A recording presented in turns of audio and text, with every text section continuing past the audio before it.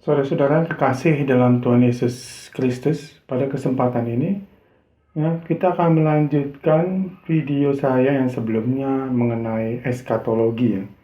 Jadi hari ini saya akan bahas khusus tentang kerajaan 1000 tahun atau millennial kingdom ya. Di mana di video saya sebelumnya saya sudah menjelaskan bahwa kerajaan 1000 tahun ini adalah yang saya terjemahkan secara harfiah ya, yaitu benar-benar kerajaan 1000 tahun di atas dunia, bukan kerajaan 1000 tahun seperti yang dipercaya oleh amillennialism, di mana itu adalah hanya simbolik, yaitu yang saat ini adalah kerajaan 1000 tahun ya. Nanti setelah Anda mengerti tentang apa yang ditulis di Wahyu di Alkitab ini ya, bahwa kerajaan 1000 tahun amillennialism itu yang percaya dengan simbolik itu banyak masalahnya ya. Kalau nanti Anda akan mengerti sendiri ketika Anda membaca firman Tuhan ini yang saya akan berikan pada saat ini. Dan kerajaan 1000 tahun ini ya, kerajaan 1000 tahun ini terjadi setelah adanya tribulation, di mana tribulation itu adalah, kalau kita lihat di Wahyu, itu dimulai dari Wahyu 6 sampai dengan Wahyu 9. Itu adalah tribulation, penyiksaan atau penderitaan yang besar ya, yang terjadi di Daniel katakan terjadi selama 7 tahun ya. Nah ini yang saya jelaskan sekarang. Saya tidak masuk ke dalam tribulation itu sendiri, saya masuk di dalam kerajaan 1000 tahun ya. Nah saya akan fokus di kerajaan 1000 tahun, tapi saya harus menjelaskan juga bahwa kerajaan 1000 tahun itu terjadi sesudah tribulation. Jadi di akhir tribulation itu, Tuhan Yesus datang untuk yang kedua kali ya. Dan Wahyu 19 ini adalah puncaknya. Puncaknya terjadi tribulation, penyiksaan itu ketika Tuhan Yesus datang yang kedua kali, yaitu antara tribulation dan millennial kingdom, kerajaan 1000 tahun. Tuhan Yesus datang. Nah ini peperangan ini disebut dengan peperangan Armageddon ya. Dari mulai Wahyu 16 sampai 19 ini adalah peperangan Armageddon. Dan Armageddon itu yang di Wahyu 19 ini adalah puncaknya ya, puncaknya atau kemenangannya yang terjadi di Wahyu 19 ini sebelum masuk ke dalam kerajaan 1000 tahun. Wahyu 19 ayat 11 kita baca. Lalu aku melihat surga terbuka, sesungguhnya ada seekor kuda putih dan ia menungganginya, bernama yang setia dan yang benar ya. Ayat 11 dikatakan yang setia dan yang benar. Ayat 13 yang kita baca, dan ia memakai jubah yang telah dicelup dalam darah, dan namanya ialah firman Tuhan. Yang setia dan yang benar, ayat 13 dikatakan firman Tuhan. Dan ayat yang ke-16 kita baca, dan pada jubahnya dan pada pahanya tertulis suatu nama, yaitu Raja segala raja, Tuhan di atas segala Tuhan. Nah, jadi yang setia dan yang benar, yang namanya adalah firman Tuhan, Raja segala raja dan Tuhan di atas segala Tuhan. Kalau kita terjemahkan secara harfiah ya, memang ini simbolik, tidak dikatakan secara eksplisit ya, simbolik. Tapi kita bisa menerjemahkan secara harfiah, itu maksudnya apa? Yang setia dan yang benar, namanya firman Tuhan, Raja segala raja dan Tuhan di atas segala Tuhan. Maksudnya Tuhan Yesus sendiri. Kan gampang, mudah secara harfiah ya. Kita balik ke Wahyu 19 ayat yang ke-15 kita baca ya. Dan dari mulutnya keluarlah sebilah pedang tajam yang akan memukul segala bangsa. Dan ia akan mengembalakan mereka dengan gada besi. Dan ia akan memeras anggur dalam kilangan anggur, yaitu kegeraman murka Tuhan yang maha kuasa. Kita baca juga ayat 17 sampai ke 21 supaya jelas ya. Lalu aku melihat seorang malaikat berdiri di dalam matahari, dan ia berseru dengan suara nyaring kepada semua burung yang terbang di tengah langit, katanya, marilah kita ke sini dan berkumpullah untuk turut dalam perjamuan Tuhan, perjamuan yang besar, supaya kamu memakan daging semua raja dan daging semua panglima dan daging semua pahlawan, dan daging semua kuda, dan daging semua penunggangnya, dan daging semua orang, baik yang merdeka maupun hamba, baik yang kecil maupun yang besar. Dan aku melihat binatang itu dan raja-raja di bumi serta tentara-tentara mereka telah berkumpul untuk melakukan peperangan melawan penunggang kuda itu dan tentaranya. Ya. Jadi Tuhan Yesus ini diperangi oleh mereka, binatang itu memerangi Tuhan. Maka tertangkaplah binatang itu dan bersama-sama dengan dia nabi palsu yang telah mengadakan tanda-tanda di depan matanya. Dan dengan demikian ia menyesatkan mereka yang telah menerima tanda dari binatang itu dan yang telah menyembah patungnya. Keduanya dilemparkan hidup-hidup ke dalam lautan api yang menyala-nyala oleh belerang. Dan semua orang lain dibunuh dengan pedang yang keluar dari mulut penunggang kuda itu, dan semua burung kenyang oleh daging mereka. Ya. Jadi dari 17 sampai 21 ya, Wahyu 19 ya, ayat 17 sampai 21 ini kita tahu bahwa sebelum terjadinya Millennial Kingdom, kerajaan 1000 tahun, karena Wahyu 20 itu berbicara tentang kerajaan 1000 tahun. Jadi sebelum terjadinya kerajaan 1000 tahun, Tuhan Yesus datang yang kedua kali untuk berperang melawan mereka, binatang ini, dan juga yang diikuti dengan nabi-nabi palsu. Ya. Nabi palsu ini adalah nabi-nabi ya seperti sekarang ya, pendeta-pendeta palsu, yaitu pendeta-pendeta Mormon, Saksi Yehova, Christian Science, Pentakosta Karismatik. Itu mereka, jadi mereka itu saat ini mereka itu membuka jalan buat binatang ini supaya banyak orang yang disesatkan. Yaitu tugas pendeta-pendeta palsu ya, yang dikuasai oleh iblis. Yang tadi saya katakan aliran-aliran denominasi termasuk ya denominasi Kristen yang menyesatkan orang-orang Kristen ya. Nah, mereka ini membuka jalan, jadi menjalan untuk binatang ini nanti pada saat Tuhan Yesus datang yang kedua kali, mereka sudah banyak tentara-tentaranya ya. Dan binatang ini disertai oleh juga nabi palsu. Dan Tuhan itu memerangi orang-orang seperti ini, bangsa-bangsa yang seperti ini, bangsa-bangsa yang tidak mau mengenal Tuhan, bangsa-bangsa yang orang-orang Kristen yang hanya mau hidup di dalam keduniawian. Ya, makanya mereka masuk agama-agama Kristen duniawi seperti Pentakosta Karismatik, Mormon, Saksi Yehova, dan lain-lain. Nah, Tuhan Yesus memerangi orang-orang seperti ini. Dan bukan hanya memerangi, tetapi dibunuhnya, dimusnahkannya sebelum terjadinya kerajaan 1000 tahun. Karena kerajaan 1000 tahun ini hampir mirip dengan kerajaan di surga, yaitu kerajaan 1000 tahun di dunia yang damai. Tidak ada lagi orang-orang yang menyesatkan. Ya, jadi sebelum kerajaan 1000 tahun ini Tuhan Yesus menghabisi mereka semua, membunuh mereka, melenyapkan mereka. Itu step yang pertama ya, sebelum kita masuk Wahyu 20. Lalu kita masuk di Wahyu yang ke-20 ya. Apa yang terjadi di Wahyu 20?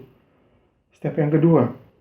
Lalu aku melihat, ini saya mau menjelaskan juga, lalu aku melihat. Ini Yohanes yang melihat ya. Kalau kita baca dari mulai Yohanes Wahyu yang keempat, ya, Wahyu 4 ayat 1, Wahyu 5 ayat 1, Wahyu 6 ayat 2, Wahyu 7 ayat 1, terus sampai Wahyu 21. Itu Yohanes selalu mengatakan aku melihat. Ya. Jadi kalau dikatakan aku melihat, ya, ini visinya Yohanes. Yohanes dikasih penglihatan oleh Tuhan. Ya. Sini dikatakan aku melihat seorang malaikat turun dari sorga memegang anak kunci. Ya, jadi Yohanes benar-benar melihat malaikat memegang anak kunci. Ya. Anak kunci apa? Dipegang jurang maut dan suatu rantai besar di tangannya. Jadi Yohanes benar-benar melihat seorang malaikat memegang anak kunci dan rantai besar di tangannya. Apa yang dilakukan dengan kunci dan rantai besar ini? Ia menangkap naga. Naga itu adalah simbol daripada iblis. Karena naga itu adalah binatang yang keji, ya, binatang yang memusnahkan. Itu adalah lambang dari iblis. Ya. naga si ular tua itu. Ular tua itu adalah ular tua yang kita pernah baca di Kejadian. Ya. Di Kejadian dikatakan ular yang menyesatkan, ya, iblis yang menyesatkan Adam dan Hawa itu adalah ular tua, yaitu siapa? Iblis dan setan. Dan ia mengikatnya 1000 tahun namanya. Jadi 1000 tahun, harfiah 1000 tahun. Ya. Lalu melemparkannya ke dalam jurang maut. Bukan hanya dirantai ya, tapi dilemparkan ke dalam jurang maut dan menutup jurang maut itu. Bukan hanya dirantai, dimasukkan ke dalam jurang maut dan ditutup, ya, dikunci dan dimateraikannya di atasnya supaya jangan ia menyesatkan bangsa-bangsa. Ya. Jadi bukan ini, kalau Arminianism ini mengatakan, ya, rantai apa yang bisa mengikat iblis? Memang tidak ada rantai yang bisa mengikat iblis, apalagi rantai buatan manusia. Ya, kalau kita baca di Markus ya, Markus 5 ayat Markus 5, Tuhan Yesus dihadapi oleh seseorang yang dikuasai oleh iblis, dirasuk oleh iblis. Ketika Tuhan tanya, siapakah engkau? Ditanya, aku legion. Ya, akulah legion. Jadi banyak setan yang menguasai orang ini. Dan tidak ada satupun orang yang bisa mengikatnya. Dan dia itu diikat oleh rantai. Ya. Kemudian rantai itu diputuskan ya, dan dilenyapkan. Jadi tidak ada yang bisa, rantai manusia tidak ada yang bisa mengikat iblis. Ya. Jadi bisa dimusnahkan, bisa diputuskan. Lalu rantai apa? Kalau kita baca di Yudas ya, Yudas 1 ayat yang ke-6 kita baca. Dan bahwa ia menahan malaikat-malaikat yang tidak taat pada batas-batas kekuasaan mereka, tetapi yang meninggalkan tempat kediaman mereka dengan apa? Belenggu abadi. Ini kalau bahasa Inggrisnya, Alkitab bahasa Inggrisnya dikatakan dengan eternal chain, ya. Belenggu, rantai belenggu. Jadi rantai yang abadi, rantai abadi. Diterjemahkan di bahasa Inggris itu internal chain. Dengan belenggu abadi di dalam dunia kekelaman sampai penghakiman pada hari besar. Jadi ada rantai, yaitu rantai yang abadi, ya. Eternal chain, itu yang mengikat iblis. Ya. Jadi kalau kita kembali ke 20 ya, iblis diikat oleh rantai dan dimasukkan, dimanfaatkan supaya tidak menyesatkan bangsa-bangsa. Jadi amillennialism ini mengarang cerita kalau menurut saya, karena saat ini adalah kerajaan 1000 tahun ya. Kalau kita lihat kerajaan 1000 tahun saat ini tidak masuk di akal juga. Karena apa? Masih banyak denominasi sesat, masih banyak pendeta-pendeta sesat. Karena tugas iblis utama itu adalah menyesatkan orang Kristen. Itu tugas utama iblis. Seperti Adam dan Hawa. Ya. Nggak apa-apa, makan aja buah yang di tengah ini. Ya. Engkau akan mengetahui mana yang benar dan mana yang jahat. Ya. Itulah rayuan iblis. Iblis itu menyesatkan apa yang firman Tuhan. Firman Tuhan katakan tidak boleh dimakan. Iblis bilang, tidak apa-apa. Ya. Memelintir firman Tuhan. Itulah tugas iblis utama. Ya. Iblis itu selalu menyerang orang Kristen karena dia tahu kebenaran Kristen itu ada kebenaran, yaitu tentang Kristus, keselamatan. Makanya kita orang Kristen selalu diserang oleh iblis. Kalau saat ini tidak ada iblis lagi, itu menurut saya tidak mungkin, karena masih banyak ya orang disesatkan, bangsa-bangsa yang komunis yang tidak mau mengenal Tuhan, ya, yang memimpin negara tidak mau mengenal Tuhan, itu banyak sekali. Dan orang-orang disesatkan ini banyak. Jadi saat ini bukan kerajaan 1000 tahun. Tidak bisa dikatakan kerajaan 1000 tahun. Karena iblis harus diikat. Dan juga di Wahyu 19 yang kita sudah baca, orang-orang durhaka, orang-orang tidak mau mengenal Tuhan, nabi-nabi palsu, ya, orang-orang yang mengikut binatang ini, penyesat-penyesat ini, itu sudah dimusnahkan sebelumnya. Itu step pertama sebelum kerajaan 1000 tahun. Dimusnahkan. Itu tidak ada lagi orang-orang yang tidak mau mengenal Tuhan, sudah dimusnahkan sebelum masuk kerajaan 1000 tahun. Step yang kedua, mengikat iblis supaya iblis juga tidak akan menyesatkan bangsa-bangsa pada di zaman kerajaan 1000 tahun ini. Jadi kerajaan 1000 tahun ini terjadi setelah tribulation, penyiksaan yang besar. Ya, kalau kita lihat ayatnya di Matius 24, Matius 24 ayatnya ke-29 sampai dengan 30. Segera sesudah siksaan pada masa itu, ya, segera sesudah siksaan masa itu, tribulation, matahari akan menjadi gelap dan bulan tidak bercahaya lagi, dan bintang-bintang akan berjatuhan dari langit, dan kuasa-kuasa langit akan goncang. Pada waktu itu akan tampak tanda Anak Manusia di langit, kedatangan Tuhan Yesus kedua setelah siksaan yang besar. Sebelum 1000 tahun Tuhan Yesus datang, di bumi akan meratap dan mereka akan melihat Anak Manusia datang di atas awan-awan di langit dengan segala kekuasaan dan kemuliaannya. Ya, Tuhan membawa kekuatan dan kemuliaannya sesudah siksaan yang besar. Kekuasaannya kita sudah baca tadi di ayat yang ke-19, Wahyu 19, ya. Dia menghukum semua orang-orang yang tidak berketuhanan, yang tidak mau mengenal Tuhan. Ya, dia membuktikan dengan kekuasaan dan kemuliaannya di perang Armageddon. Jadi setelah sesaat dibilang itu, ya, di sini kalau kita mau segera sesudah siksaan itu. Jadi setelah tribulation, kerajaan 1000 tahun. Setelah tribulation, Tuhan Yesus datang, kerajaan 1000 tahun. Ya. Nah, ini benar-benar adalah pemerintahan Tuhan di atas dunia. Ya. Pemerintahan Tuhan di atas bumi. Atau yang disebut dengan earthly kingdom, pemerintahan dunia. Pemerintahan Tuhan di atas dunia. Dan kalau kita mau meyakinkan juga, kita membaca Yesaya, ya. Saya yakin walaupun tidak dikatakan secara eksplisit, ya, Yesaya ini juga mengatakan tentang kerajaan 1000 tahun. Ya, kita baca Yesaya 2. Yesaya 2, ya, ayat 1 sampai 4 saya baca, ya. Firman yang dinyatakan kepada Yesaya bin Amos tentang Yehuda dan Yerusalem akan terjadi pada hari-hari yang terakhir, ya. Gunung tempat rumah Tuhan akan berdiri tegak di hulu gunung-gunung dan menjulang tinggi di bukit-bukit. Segala bangsa akan berduyun-duyun ke sana. Ini hari-hari terakhir kerajaan 1000 tahun. Dan banyak suku bangsa akan pergi serta berkata, mari kita naik ke gunung Tuhan, ke rumah Tuhan Yakub, supaya Ia mengajar kita tentang jalan-jalannya dan supaya kita berjalan menempuhnya. Sebab dari Sion akan keluar pengajaran dan firman Tuhan dari Yerusalem. Ayat yang keempat, perhatikan. Ia akan menjadi hakim di antara bangsa-bangsa dan akan menjadi wasit bagi banyak suku bangsa. Menjadi hakim, menjadi raja, menjadi yang berkuasa. Ya, wasit bagi suku bangsa. Maka mereka akan menempa pedang-pedangnya menjadi mata bajak dan tombak-tombaknya menjadi pisau pemangkas. Ya.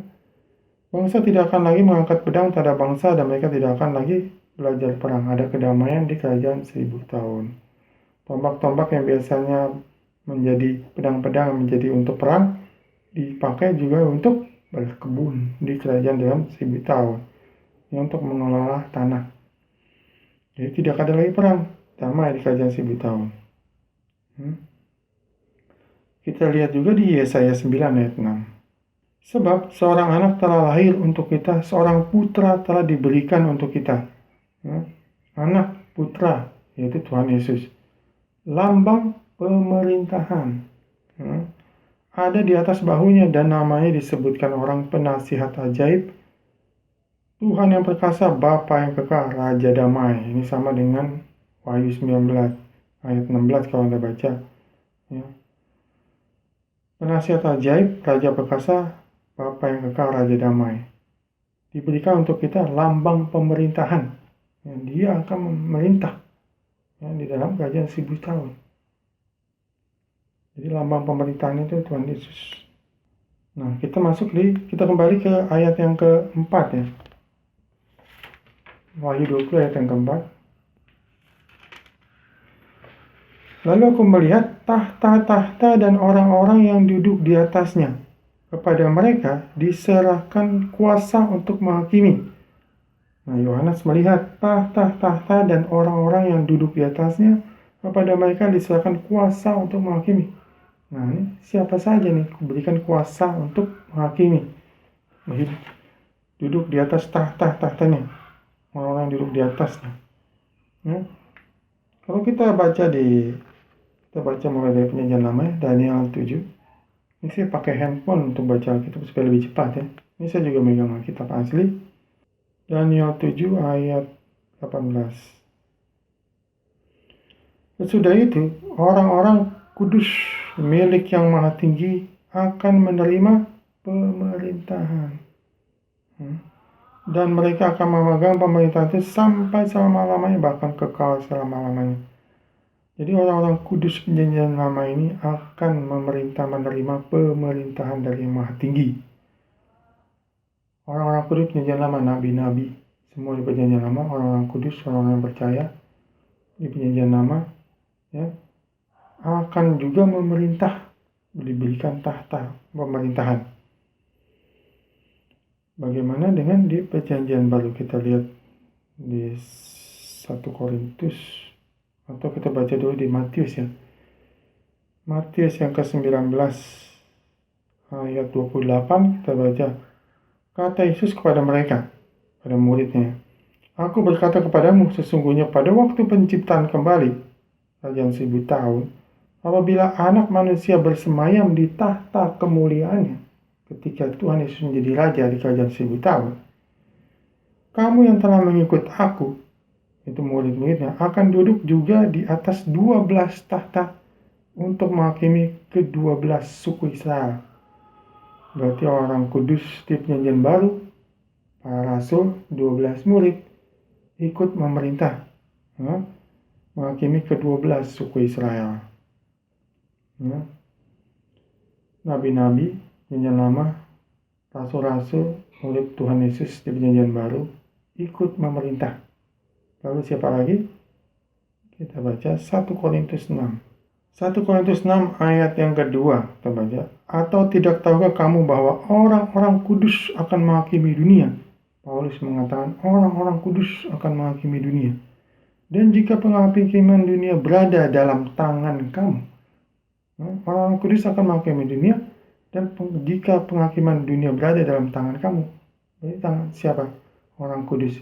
Kita juga termasuk orang kudus, orang-orang yang percaya pada Kristus itu juga termasuk orang kudus. Ayat yang ke-9 kita baca, "Tetapi kamulah bangsa yang terpilih, imamat yang rajani, bangsa yang kudus, umat kepunyaan Tuhan sendiri." Jadi kita ini adalah umat kepunyaan Tuhan sendiri, bangsa yang kudus. Kita juga akan memerintah kerajaan 1000 tahun. Kita juga bisa baca di Wahyu 3 ayat 21. "Barang siapa menang, ia akan kududukan bersama-sama dengan aku di atas tahtaku, sebagaimana aku pun telah menang dan duduk bersama-sama dengan Bapakku di atas tahtanya." Kita akan didudukan di atas tahtaku, sebagaimana aku pun telah menang. Jadi kita yang akan memerintah. Jadi tahta di ayat 4 ini ya, kalau kita kembali ke ayat 4. "Aku melihat tahta-tahta dan orang-orang yang duduk di atasnya, kepada mereka diserakan kuasa untuk menghakimi," yaitu orang-orang kudus di Perjanjian Lama, nabi-nabi, ya, orang-orang kudus di Perjanjian Baru, rasul-rasul dan muridnya, dan kita semua yang percaya sampai saat ini, itulah kita yang memerintah, ya, di zaman kerajaan 1000 tahun, selama 1000 tahun. Nah, kalau kita kembali ke ayat yang keempat, ya, "Aku juga melihat" siapa? "Jiwa-jiwa mereka yang telah dipenggal kepalanya." Nah, ini siapa yang telah dipenggal kepalanya? "Karena kesaksian tentang Yesus dan karena firman Tuhan, yang tidak menyembah binatang itu dan patungnya, dan yang tidak juga menerima tandanya pada dahi dan tangan mereka. Dan mereka hidup kembali dan memerintah sebagai raja bersama-sama dengan Kristus untuk masa 1000 tahun."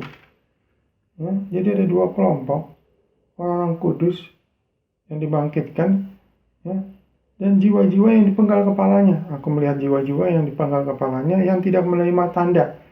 Jadi mereka yang selamat dari masa tribulation, penyiksaan yang besar, mereka yang tidak menerima tandanya itu, mereka yang dipenggal, yang dibunuh di dalam kerajaan 1000 tahun itu, yang di dalam tribulation, yang disuruh menyembah binatang dan patungnya, dan mereka tidak mau, dan itu orang-orang yang dipenggal dibunuh itu di tribulation dihidupkan kembali,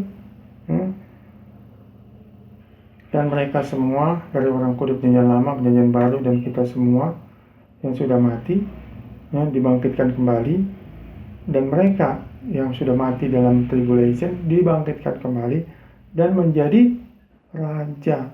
Jadi kerajaan 1000 tahun ini, walaupun sekali lagi kita memang tidak ada ditulis di Alkitab seperti apa kerajaan 1000 tahun itu. Tapi kalau ketika kita dibaca siapa itu yang memimpin kerajaan 1000 tahun, itu Tuhan Yesus sendiri. Kerajaan 1000 tahun di dunia ini, Tuhan Yesus sendiri yang memimpin, dan kita sebagai orang-orang kudusnya sebagai raja. Tuhan Yesus raja di atas segala raja. Dan kita orang-orang kudusnya sebagai raja untuk memerintah selama 1000 tahun. Lalu kira-kira apa yang terjadi kerajaan 1000 tahun? Menurut saya tidak akan ada lagi nabi palsu. Karena iblis sudah diikat, tidak ada iblis, tidak ada lagi nabi palsu. Filosofi dunia yang berasal dari iblis tidak ada lagi. Ideologi dunia tidak akan ada lagi. Karena iblis sudah diikat. Tidak ada menyesatkan bangsa-bangsa, tidak ada orang Kristen, aliran Kristen denominasi palsu, denominasi sesat. Mormon, Saksi Yehova, Pentakosta, Karismatik, itu tidak ada lagi. Jadi kita memerintah. Tuhan Yesus sebagai raja di atas segala raja, dari mulai yang paling bawah seperti lurah, camat, bupati, gubernur, menteri-menteri, itu semua dikuasai oleh orang-orang kudus. Kan dikatakan di sini orang-orang kudus akan memerintah. Jadi yang memegang kekuasaan pemerintahan itu adalah orang-orang kudus. Dari semua instansi pemerintahan dikuasai oleh orang-orang kudus. Anda bisa bayangkan bagaimana jika orang kudus memerintah. Apakah sekarang saat ini orang-orang kudus yang memerintah? Lurah, camat, menteri, apakah mereka orang-orang kudus? Sangat bukan. Jadi kita tidak bisa mengatakan bahwa saat ini adalah kerajaan 1000 tahun, tidak mungkin. Jadi itu yang terjadi di kerajaan 1000 tahun. Kita bisa memperkirakan seperti itu kalau kita baca juga secara lingkungan, keadaannya seperti apa ya. Secara alam itu akan seperti apa. Kalau kita lihat kemungkinan alamnya juga kemungkinan besar akan hampir sama seperti surga, karena diperintah oleh Tuhan sendiri, dan orang kudus sebagai pemerintahannya. Kita baca di Yesaya 47. Yehezkiel 47. Lalu ia berkata kepadaku, "Sudahkah engkau lihat, hai anak manusia?" Kemudian ia membawa aku kembali menyusur tepi sungai. Dalam perjalanan pulang, sungguh sepanjang tepi sungai itu ada amat banyak pohon, di sebelah sini dan di sebelah sana. Ia berkata kepadaku, "Sungai ini mengalir menuju wilayah timur dan menurun ke Araba Yordan dan bermuara di Laut Asin." Air yang mengandung banyak garam, dan air itu menjadi tawar. Air menjadi tawar berarti ikan-ikan di laut mati. Ayat 9 jawabannya. Sehingga kemana saja sungai itu mengalir, segala makhluk hidup yang berkeriapan di sana, di dalam laut, akan hidup. Ikan-ikan akan menjadi sangat banyak, sebab kemana saja air itu sampai, air laut di situ menjadi tawar, dan kemana saja sungai itu mengalir, semuanya di sana hidup. Karena airnya sangat jernih, sangat murni, air murni. Ayat 10, maka penangkap ikan penuh sepanjang tepinya, mulai dari En-Gedi sampai En-Eglaim. Daerah itu menjadi penjemuran pukat, dan di sungai itu ada berjenis-jenis ikan seperti ikan-ikan di laut besar, sangat banyak. Jadi kerajaan 1000 tahun banyak ikan. Tidak mungkin ada kelaparan lagi. Tetapi rawa-rawanya dan paya-payanya itu tidak menjadi tawar, ia untuk menjadi tempat mengambil garam. Pada kedua tepi sungai itu tumbuh bermacam-macam pohon buah-buahan yang daunnya tidak layu. Anda pernah lihat daun buah-buahan yang tidak pernah layu zaman sekarang? Dan buahnya tidak habis-habis, buahnya tidak pernah busuk. Setiap bulan ada lagi buahnya yang baru. Sebab pohon-pohon itu mendapat air dari tempat kudus. Buahnya menjadi makanan dan daunnya menjadi obat. Buah, ikan berlimpah nanti dalam kerajaan Seribu Tahun. Hampir sama dengan yang terjadi di surga. Dan ayat ini juga hampir sama dengan di Wahyu yang ke-22 kalau kita mau baca ya. Wahyu 22 ayat 1 kita baca.